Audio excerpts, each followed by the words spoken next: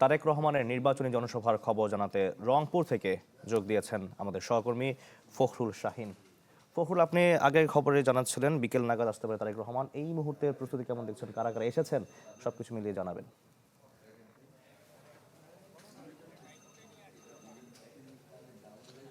Rangpur collectorate ঈদগাহ মাঠে ইতিমধ্যে কিন্তু নেতাকর্মীরা আসতে শুরু করেছেন। আমরা দেখতে পাচ্ছি যে রংপুর 6টি আসনের যারা প্রার্থী আছেন বিএনপির, তারা কিন্তু ইতিমধ্যে মাঠে এসেছেন এবং এখন আমরা দেখতে পাচ্ছি যে রংপুর 3 আসনের প্রার্থী শামসুজ্জামান শামু তিনি কিন্তু এসেছেন, পরিদর্শন করছেন এবং একটু পরে কিন্তু নেতাকর্মীরা আসবেন এবং মাঠ কিন্তু কানায় কানায় ভর্তি হওয়ার সম্ভাবনা রয়েছে। তো আমরা একটু জানতে চাই যে তারেক রহমানের আগমন ঘিরে আপনারা কতটা উচ্ছ্বসিত এবং কি আশা করছেন, কি দাবি থাকবে তারেক রহমানের কাছে?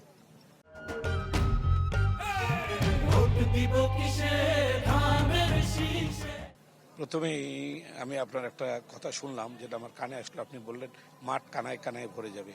আসলে এই কথাটার সাথে আমি একমত না। মাঠ কানায় কানায় ভরবে না। রংপুর মহানগর এরিয়া পুরোটাই কানায় কানায় ভরে যাবে। মাঠ তো একটা রংপুর শহরের একটা ছোট অংশ, তাই নয়?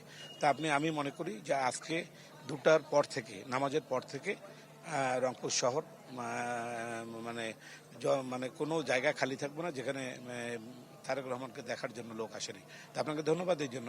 আর আমরা আজকে আমাদের সকল প্রস্তুতি সম্পন্ন করেছি এবং ইনশাল্লাহ আমাদের নেতা জনাব তারেক রহমান আমাদের আশা আকাঙ্ক্ষার প্রতীক। আমরা ওনাকে নিয়ে অনেক ভাবছি, অনেক চিন্তা করছি। বিশেষ করে রংপুরের মানুষ দীর্ঘদিন ধরে কিছু পায় নাই, উন্নয়ন পায় নাই, 40 বছর ধরে পায় নাই। তো রংপুরের মানুষ এবার উন্নয়নের দিকে ধাবিত হচ্ছে। এবং জি, আমরা বুঝতে পেরেছি সবাই যে রংপুরের যে উন্নয়ন, কিভাবে উন্নয়ন হবে সে নিয়ে কিন্তু তারেক রহমানের কাছে প্রস্তাবনা দেওয়া হবে এবং তিনি সে বিষয়ে প্রতিশ্রুতি দেবেন, এমনটাই আশা করছেন বিএনপি নেতাকর্মীরা। জি, ফখরুল শাহিন, আপনাকে ধন্যবাদ আমাদের সঙ্গে যুক্ত হওয়ার জন্য।